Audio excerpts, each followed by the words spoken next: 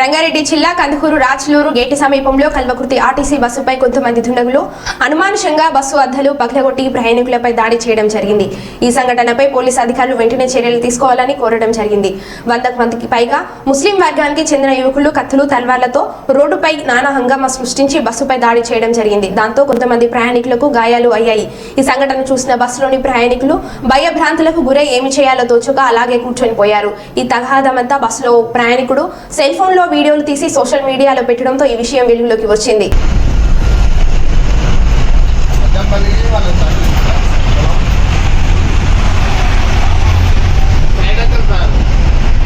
చాలా మంది 100 మంది దాకా ముస్లిమ్స్ అంతా వాళ్ళంతా 100 మంది కత్తులు అవి తీసుకొని ఎంబడబడుతున్నారు.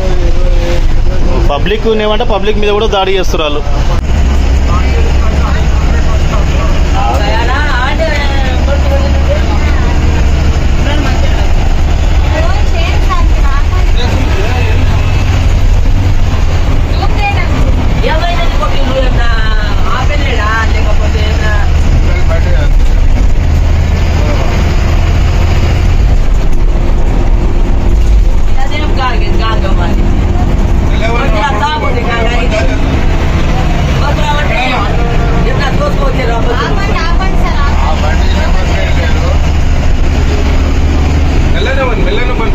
మళ్ళా పంచాయతీ చేస్తారా కొడుకులు ఆపి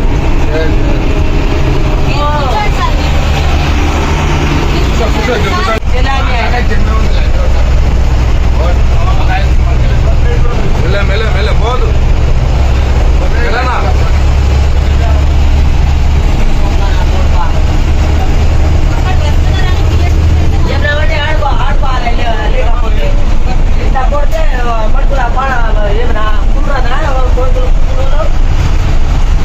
లోపల